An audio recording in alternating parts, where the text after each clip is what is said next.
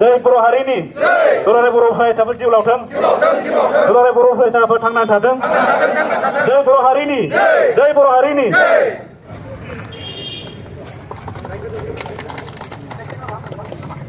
जय बर' हारिनि जय बर' हारिनि दुलाराय बर' फरायसाफोर थांनानै थाथों दुलाराय बर' फरायसाफोर थांनानै थाथों जय बर' हारिनि जय बर' हारिनि दुलाराय बर' फरायसा आफादनि जि 56थि गायसननाय सान बे सानावहाय दुलाराय बर' हारिनो जाय बर' हारिया बर' माहारिया गावनि गथ' बायदि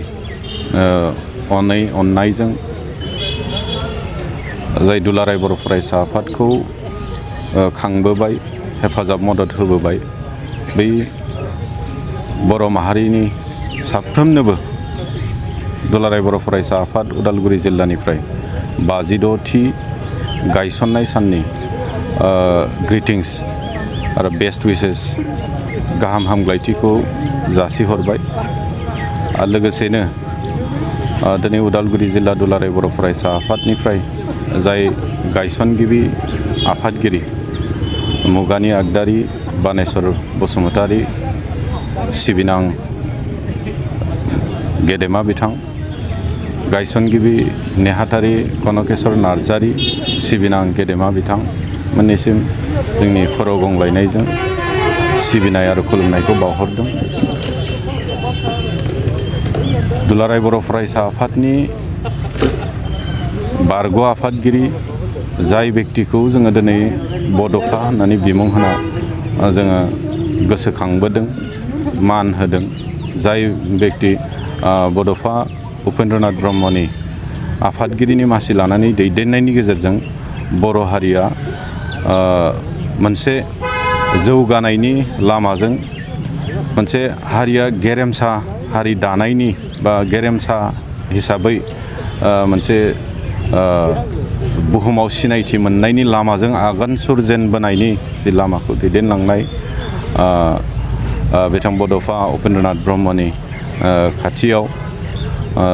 आं दिनै उदालगुरि जिल्ला दुलाराय बर' फरायसा आफादनिफ्राय जोंनि खुलुमनाय सिबिनायखौ जासिहरदों आरो लोगोसे साफ्रोमबो दुलाराय बर' फरायसा आफादनि बारग'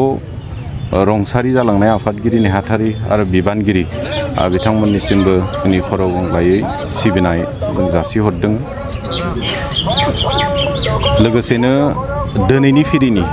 जेसेबांनिखि दुलाराय बर' फरायसा आफादाव बिबान लानानै गेदेमा जोंनि बारग' बिबानगिरिफ्रा जि लामाखौ दिन्थिनानै गालांबाय बर' हारिखौ दैदेनलांनो थाखाय बिथांमोन साफ्रोमबो बिबानगिरि फोरनिसिम दिनैनि बे 56थि गायसननाय साननि गोजोन हामग्लायथि आरो ग्रिटिंसखौ जासिहरबाय।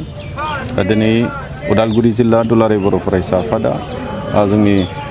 मिरु दुलाराय बर' फरायसा आफादनि बिथोन बायदियै जिहेतु मोनफ्रोमबो जिल्लायाव गावबा गावै दिनैनि बे गायसननाय सानखौ मेहेरगोनां माखासे हाबाफारिफोर लानानै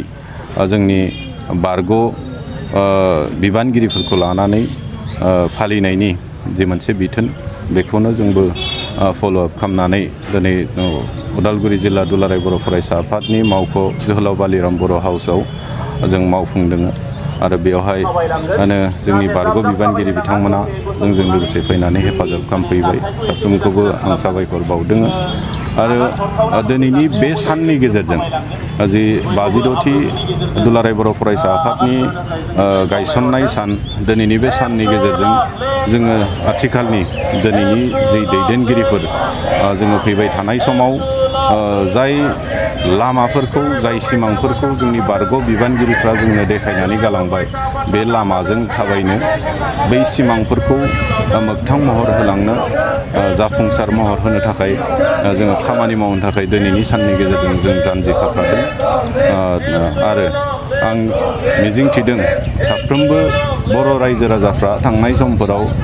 जिबायदि दुलाराय बर' फरायसा आफादनि आफादखौ मदद होबोबाय फैबाय थानाय समफोराव बर' हारिखौ मोनसे गेरेमसा हारि महरै गायसननायाव बर' हारिखौ मोनसे गोथों लामाजों दैदेनलांनायाव हेफाजाब आरो मदद होगोन आरो जाय गेदेमा रुंसारि बिथांमोन मुंख्लं बिथांमोननि अराय आशीर्बादखौ जोङो दिनैनि बे सानाव जों नागिरदों आरो बिथांमोननि आशीर्बाद आरो बोरखौ जों लानानै फैबाय थानाय समाव दुलाराय बर' फरायसा आफादखौ बा गासै बर' माहारिखौ मोनसे गेरेमसा हारि दाफुंनायनि मोनसे थांखिजों जोङो आवगायलांनो थाखाय जोङो थियारि जादों।